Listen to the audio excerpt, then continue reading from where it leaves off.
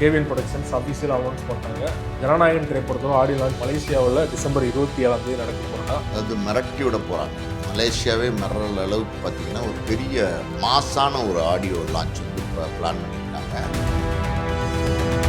மிகப்பெரிய ஆடிட்டோரியம், மலேசியாலே மிகப்பெரிய ஆடிட்டோரியம். அந்த ஆடிட்டோரியத்து பேர் வந்து பார்த்தீங்கன்னா புக்கிட் ஜெலீல். ஆசியாலே வந்து 4வது பெரிய ஆடிட்டோரியம். 76,000 ஸ்கொயர் மீட்டரில் அந்த ஆடிட்டோரியம் அமைஞ்சிருக்கு. கிட்டத்தட்ட ஒரு 85,000 பேர் 90,000 பேர் உட்காரக்கூடிய சீட்டிங் கெப்பாசிட்டியோட ஆடிட்டோரியம் இருக்கு. இந்த ஆடிட்டோரியத்தில் நடக்க போகிற இந்த விழா அது வந்து பட்டையை தெறிக்க விடணும்.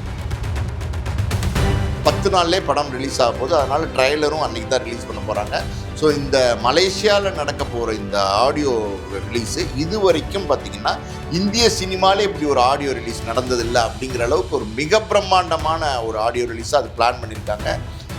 சொன்னபடி சொன்ன மாதிரி அந்த ஆடியோ ரிலீஸ் நடக்கும். அது மிகப்பெரிய ஒரு டாக் ஆஃப் த டவுன் அப்படின்றத விட டாக் ஆஃப் த வேர்ல்டாக மாறுறதுக்கு கூட வாய்ப்பு இருக்குது. அந்தளவுக்கு வந்து ஒரு பெரிய எதிர்பார்ப்பை க்ரியேட் பண்ணி இந்திய சினிமாவிலே இது வரைக்கும் நடக்காத ஒரு ஆடியோ லான்ச் வந்து ஜனநாயகம் நடக்குதுன்னு சொன்னீங்கன்னா, அதை வந்து தமிழ்நாட்டில் நடத்தியிருந்தால் அவருக்கு வந்து ஒரு பொலிட்டிக்கலாகவும் சரி, ஒரு படத்துக்கு பெரிய அளவில் ப்ரொமோஷனாகவும் மாறி இருக்கும். ஏன் வந்து மலேசியாவை செலக்ட் பண்ணாதாங்க?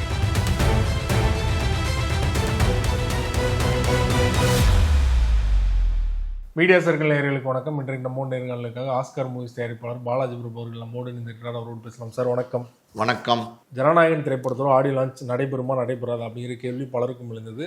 நடந்தாலும் தமிழ்நாட்டில் நடக்குமா இல்லை வந்து மலேசியாவில் நடக்குமா அப்படின்னு டிபேட்டே ஒரு வாரமாக போயிட்டு இருந்து இந்த சூழலில் பார்த்தீங்கன்னா கேவிஎன் ப்ரொடக்ஷன்ஸ் அஃபிஷியல் அனௌன்ஸ் பண்ணிட்டாங்க. மாலை 5:30 மணிக்கு அப்டேட் வந்தது. மலேசியாவில் டிசம்பர் 27 நடக்க போகிறதா. எப்படி சார் பார்க்குறீங்க? அது மிரட்டி விட போகிறாங்க. மலேசியாவே மிரற அளவுக்கு பார்த்திங்கன்னா ஒரு பெரிய மாசான ஒரு ஆடியோ லான்ச் வந்து இப்போ பிளான் பண்ணியிருக்காங்க.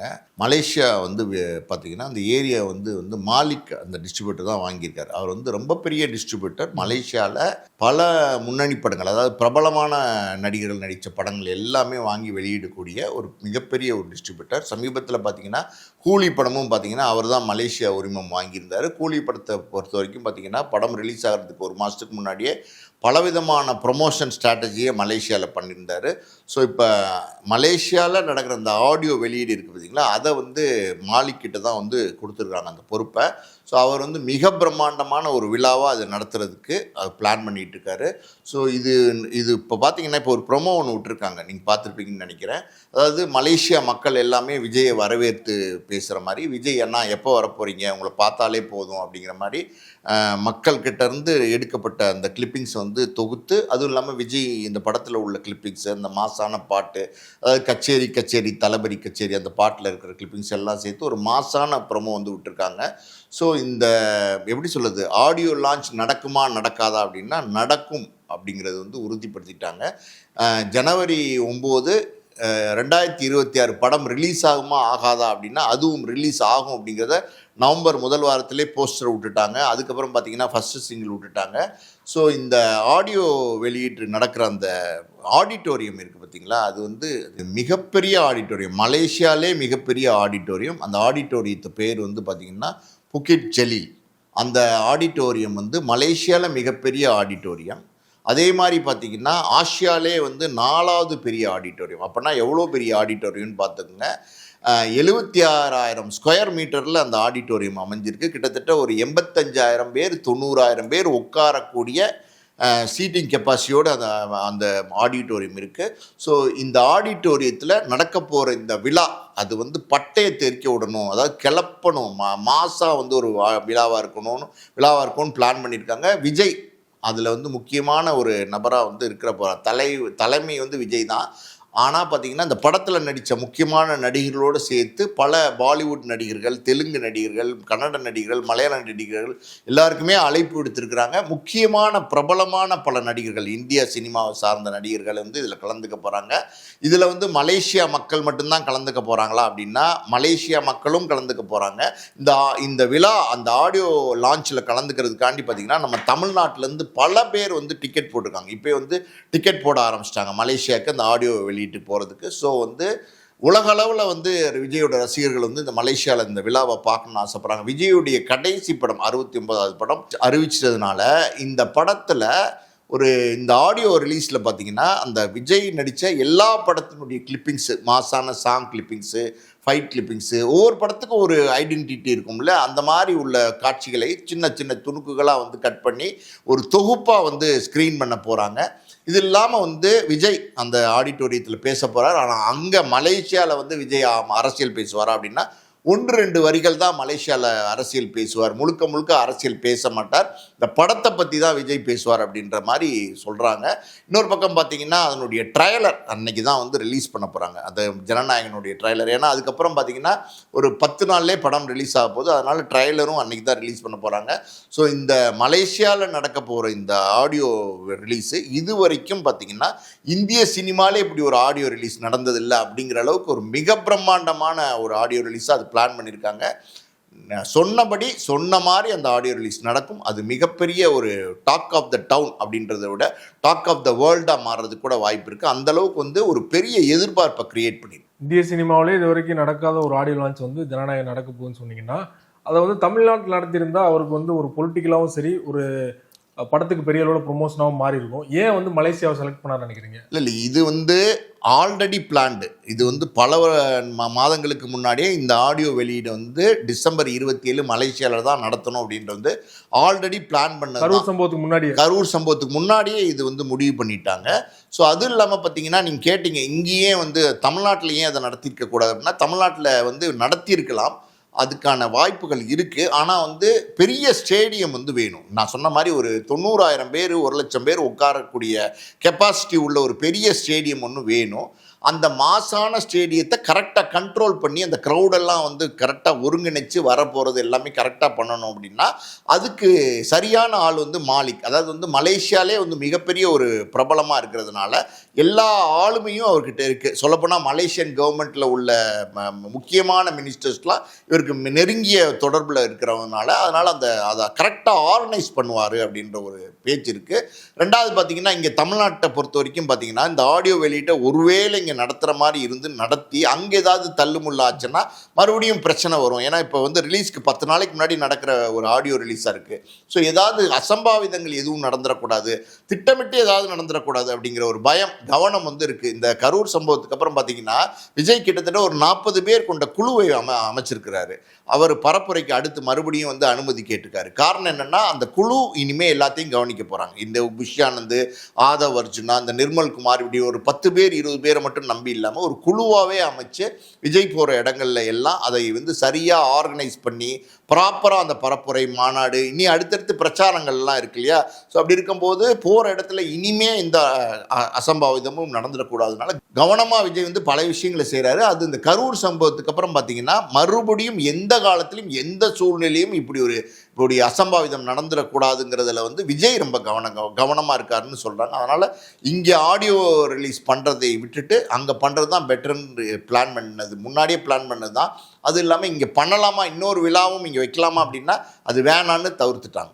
படத்தோட ஓப்பனிங் எப்படி இருக்கு சார் நினைக்கிறீங்க? ஏன்னா வந்து இங்கே இருக்கிற ஆளும் அரசை வந்து கடுமையாக விமர்சனம் பண்ணிட்டு இருக்காரு. ஸோ படத்துக்கு வந்து எந்த அளவுக்கு ஓப்பனிங் இருக்குன்னு நீங்கள் நினைக்கிறீங்க? சார் விமர்சனங்கள் ஒரு பக்கம் இருக்க தான் சார் செய்யும். விஜய் அரசியலுக்கு வந்ததுக்கப்புறம் இந்த மாதிரியான நெருக்கடிகள், இந்த மாதிரியான விமர்சனங்கள் இது எல்லாமே வந்து இருக்கும்னு விஜய்க்கு நல்லாவே தெரியும். விஜய் எதிர்பார்க்காம நடந்த ஒரு விஷயம் என்னென்னா அது கரூர் சம்பவம் தான். அதுதான் வந்து திடுப்புன்னு ஒரு நடந்த ஒரு விபத்தாக மாறிடுச்சு. அது வந்து ஒரு பெரிய ஒரு சிக்கலை விஜய்க்கு உண்டு பண்ணிருச்சு.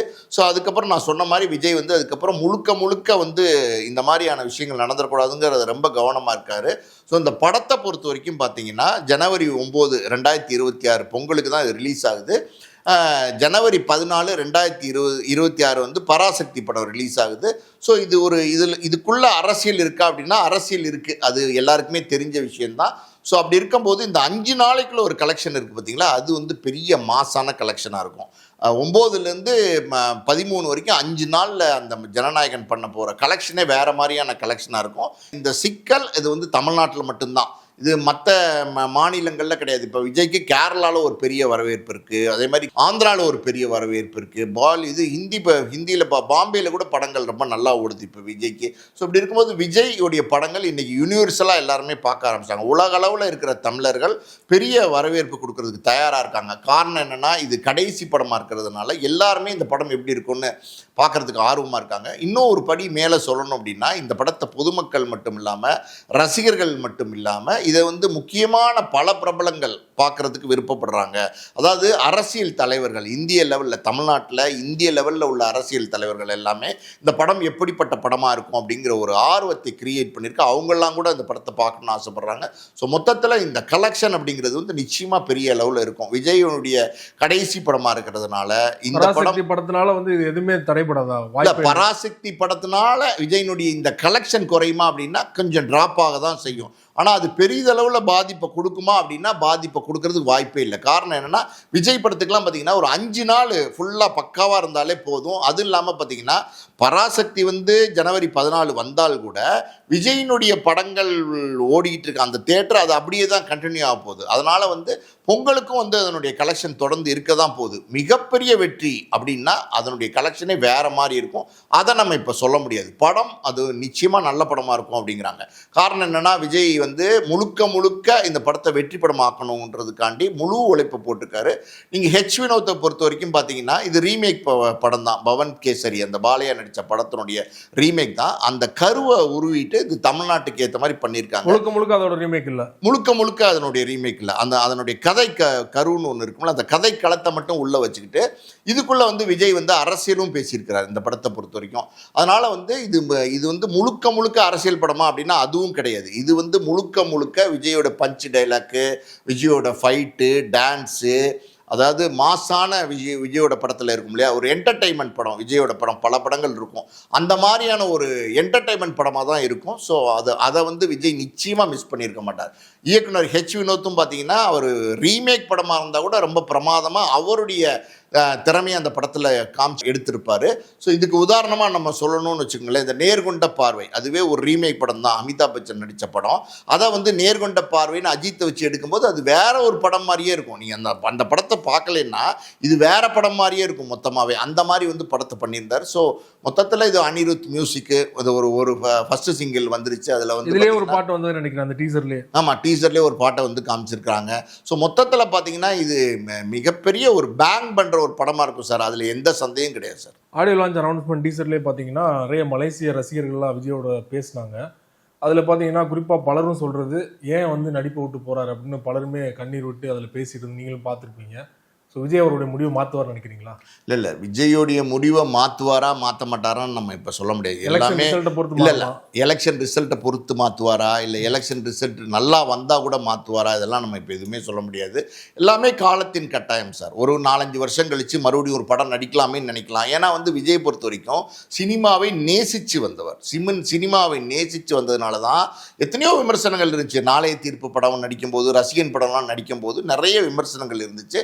அந்த விமர்சனங்கள், அந்த தடைக்கற்கள்லாம் தாண்டி தான் விஜய் வந்து இவ்வளோ பெரிய உயரத்தில் இருக்கார். இன்றைக்கி தமிழ் சினிமா அப்படின்னா தவிர்க்க முடியாத ஒரு சூப்பர் ஸ்டார் அப்படின்னா விஜய் தான். ஒரு தவிர்க்க முடியாத ஒரு சம்பளம் வாங்கக்கூடிய நடிகர்னா விஜய் தான். தவிர்க்க முடியாத ஒரு வியாபாரம் இருக்குன்னா அது விஜய் படத்துக்கு தான். தவிர்க்க முடியாத ஒரு ஓப்பனிங் இருக்குன்னா விஜய் படத்துக்கு தான். தவிர்க்க முடியாத ஒரு கலெக்ஷன் இருக்குன்னா விஜய் படத்துக்கு தான். தவிர்க்க முடியாத ஒரு ரசிகர் கூட்டம் இருக்குன்னா அது விஜய் படத்துக்கு தான். ஸோ அந்த மாதிரி ஒரு மிகப்பெரிய உச்சத்தையும் உயரத்தையும் இந்திய சினிமாலே நம்ம சொல்லலாம் அடைந்த ஒரு நடிகர் விஜய் அப்படின்னும் போது, அவர் வந்து மறுபடியும் ஏதோ ஒரு காலகட்டங்களில் இன்னொரு படம் பண்ணா என்ன அப்படின்னு எண்ணங்கள் வந்தால் நிச்சயமாக பண்ணுறதுக்கான வாய்ப்பு இருக்குது. அது இப்போ நம்ம எதுவுமே முடிவு பண்ண முடியாது. அவர் வந்து இதுதான் கடைசி படம்னு சொல்லிட்டாரு. ஸோ காலம் வந்து எல்லாத்தையும் தீர்மானிக்கும்னு சொல்லுவாங்க. அந்த மாதிரி இன்னொரு படம் நடிக்கிறதுக்கான வாய்ப்பு கூட இருக்குது. நீங்கள் சொல்கிற மாதிரி இன்னொரு படம் நடிப்பதற்கான வாய்ப்பு விஜய் எடுக்கிற முடிவை பொறுத்து தான் இருக்குன்னா, ஒருவேளை நீங்கள் சொல்கிற மாதிரி 3 வருடங்கள் 4 வருடங்கள் எடுத்து நடிக்க வந்தால் இதே மார்க்கெட் அப்போ இருக்குன்னு நினைக்கிறீங்களா? அதெல்லாம் இருக்கும் சார். இன்றைக்கி வந்து எம்ஜிஆர் மறைந்து பார்த்தீங்கன்னா பல வருடங்கள் ஆயிடுச்சு. ஆனால் இன்றைக்கும் பார்த்தீங்கன்னா எம்ஜிஆர் வந்து கொண்டாட தான் செய்கிறாங்க. எம்ஜிஆர் அப்படிங்கிற 3 எழுத்து, அதாவது ஒரு பாட்டே இருக்குது, 3 எழுத்தில் என் மூச்சு இருக்கும், அது முடிந்த பின்னாலும் என் பேச்சு இருக்கும் அப்படின்னு சொல்லி தெரிஞ்சு பாடினாரா தெரியாமல் பாடினாரோ. ஆனால் இன்றைக்கி பார்த்தீங்கன்னா எம்ஜிஆர்னு சொன்னால் நம்ம வந்து என்ன சொல்கிறோம், அந்த பேரை கேட்டாலே நம்ம வந்து மிஸ்மரைஸ் மாதிரி ஆயிடுறோம். அதை மாதிரி பார்த்தீங்கன்னா விஜயெல்லாம் வந்து மக்களால் கொண்டாடப்பட்ட நாயகன். ரஜினிக்கு இருக்கிற மாதிரி ஒரு பெரிய மாசு, கமலுக்கு இருக்கிற மாதிரி ஒரு பெரிய மாசு, அஜித்துக்கு இருக்கிற மாதிரி ஒரு பெரிய மாசு, அப்படி ஒரு மாஸ் ஆடியன்ஸை, மாஸ் ரசிகர்களை எப்படி சொல்வது, கொள்ளை கொண்ட ஒரு நடிகராக இருக்கிறதுனால அவர் 4 வருஷம் கழித்து நடிக்க வந்தாலும் சரி, 10 வருஷம் கழித்து நடிக்க வந்தாலும் சரி, அவருக்கான ஓப்பனிங், அவருக்கான வியாபாரம், அவருக்கான ரசிகர்கள் கூட்டம், அவருக்கான கலெக்ஷன் அப்படியே தான் இருக்கும். சார், நீங்கள் அரசியலில் பார்த்தீங்கன்னா விஜய் அவர்களை வந்து கடுமையாக விமர்சனம் பண்ணுறீங்க. சினிமாவில் பார்த்தீங்கன்னா அப்படியே ஆப்போசிட்டாக விஜய் தான் ஒரு பெரிய ஸ்டார், விஜய் யாருமே இல்லை, 5 வருஷம் கழித்து வந்தாலுமே விஜயோட மார்க்கெட் குறையான்னு சொல்கிறீங்க இல்லையா? இது எப்படி நீங்கள் முரண்பாடாக தெரியுது? எப்படி இல்லை இதில் ஒன்றுமே முரண்பாடே கிடையாது சார். அதாவது சினிமாவில் விஜய் தான் சூப்பர் ஸ்டார், இதுதான் உண்மை. இந்த உண்மையை சொல்கிறதுல எந்த முரண்பாடும் கிடையாது. அரசியலை பொறுத்த வரைக்கும் விஜய்க்கு அனுபவம் பத்தாது அப்படிங்கிற விமர்சனங்கள் நம்ம வைக்கத்தான் செய்கிறோம். அரசியல்வாதி விஜய் மேலே தான் நமக்கு விமர்சனமே தவிர நடிகர் விஜய் மேலே நமக்கு எந்த விமர்சனமும் கிடையாது. ரொம்ப நன்றி சார். ஜனநாயகன் படத்தோட பல்வேறு விஷயங்களோட பகிர்ந்து. மிக்க நன்றி. நன்றி.